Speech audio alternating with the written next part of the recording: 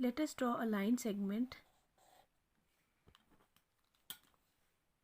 O A.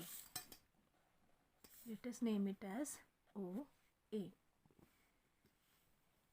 Let us take one more line segment. I am taking this as a रे, और we can say this is a ray. ठीक है, अब हमने क्या किया, एक और रे लिया. ठीक है, अब इसका नाम ओ ए तो नहीं हो सकता because these measures are different. So I have named this as O P. Okay, so this is ray O P and this is ray O A.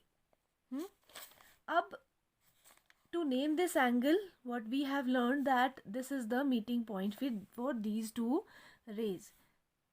Ab this is first ray, and the second ray, it has not moved its position, so we said that this is 0 angle as the two rays has not taken any rotation. How will we name it? This is the meeting point. ये भी O है, ये भी O है, so this is vertex. हाँ, so we will name it as P O A. This is angle P O A, or we can name it as angle A O P. A O P. What is similar in both of them? The vertex is similar in both of them. So we have learned that vertex is the meeting point for these two rays. Now if we will turn it like this, so what is happening?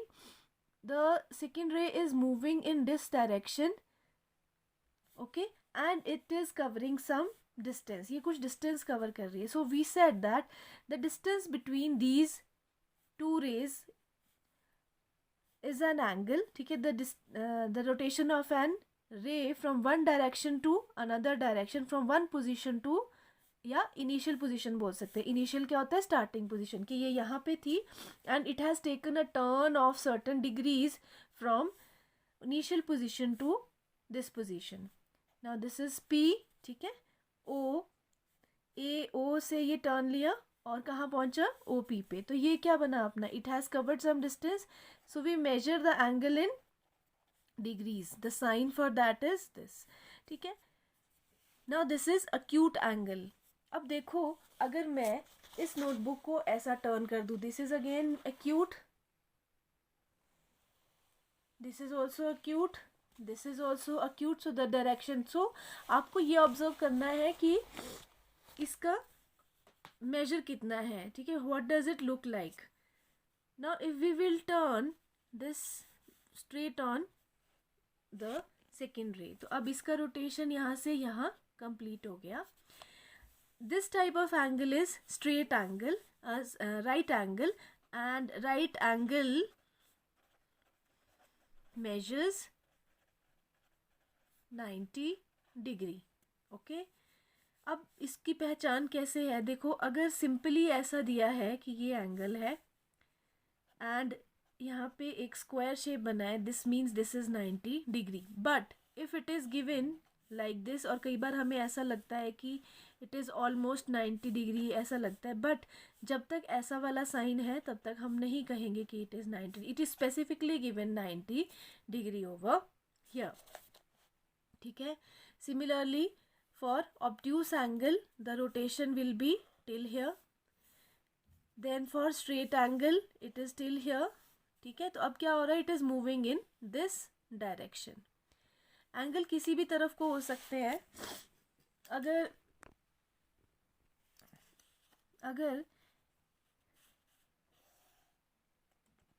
मैं ये ले लूँ कि rays is coming towards this side, S N. ठीक है, and this is the second ray. ठीक है, we will name it as S and this is P. अब यहाँ पे भी जीरो एंगल है. It can turn its rotation from here to here also, ऐसा भी जा सकता है. ठीक है, second is how to verify if a given angle is reflex or not. अब in certain cases it is given like this.